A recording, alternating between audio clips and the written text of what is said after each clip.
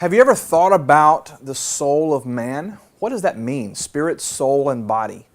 Mind, body, spirit. Maybe you've heard it referred to that way. Let me just give you the framework that I kind of work everything around here. It's the soul. The soul is that compartment of the human existence that contains the mind, the will, the emotions, the memories, the thoughts, the beliefs, all of the feelings. All of that is right there in this little place called the soul. Now, if you want to know what the spirit is, the spirit of man is that part of us that is directly connected to God. It is a different aspect. When we die, our spirit lives on. But the soul is really where the juice is. The soul is where life is born out of, and we actually function out of all of these components that are part of the soul. What happens when the soul of a human being is broken? What happens when the soul of a human being is wounded deeply?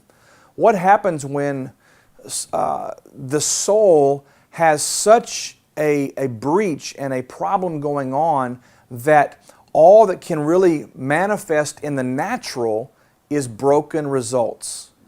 Here's how it works. You have spirit, soul, and body. Imagine a vertical channel here, spirit, soul, and body.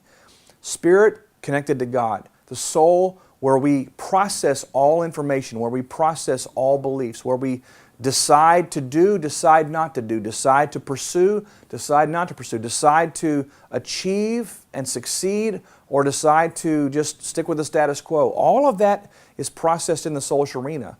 And then we have our flesh, or our body. It's not just our physical body as far as health, it's what can we produce in the natural that's tangible.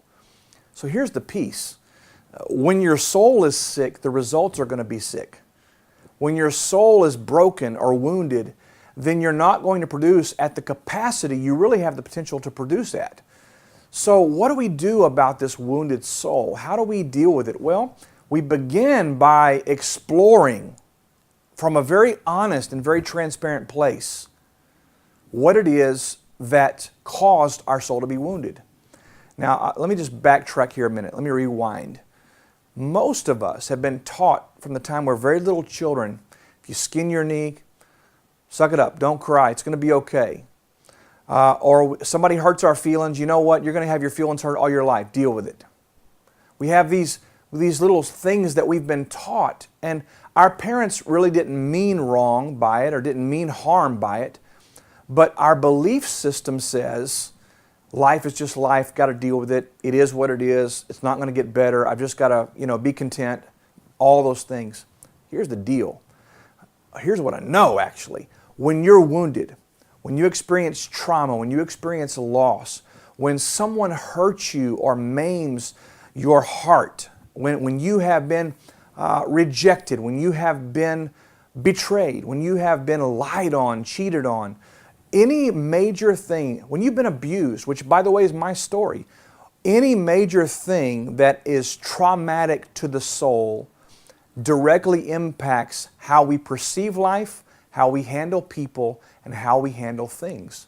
Therefore, I would suggest that if something's ever transpired in your life that wounded you, you're probably functioning today at less of a capacity than what you're capable of. I want to challenge you. I want to encourage you. I want to give you hope right now.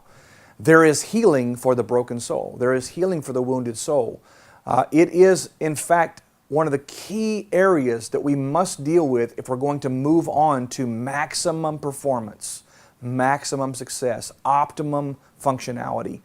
Listen, don't be proud and don't be full of shame. Two extremes, but both with the same result.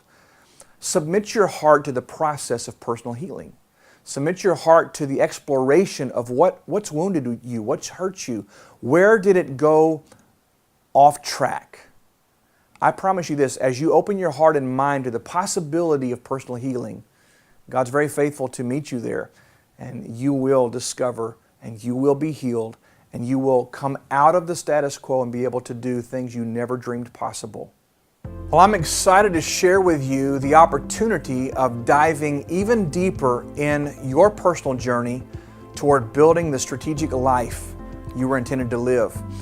We've been talking about the 4 cornerstones for strategic living around here for a very long time, and now you can access an online video course and the 4 cornerstones for strategic living book for yourself. If you were intrigued by this topic, if you felt as though you needed someone to come alongside of you and help you to walk out the process of personal healing, personal discovery, personal development, and personal deployment, I'm inviting you to visit our website at brianholmes.com/4CS, like 4 cornerstones, but 4CS. You'll find information there about how you can enroll in a course of study or in reading the book and take your life and your leadership to the next level. I invite you personally right now to go with me on this journey. Let's build a strategic, a powerful, and a meaningful life together.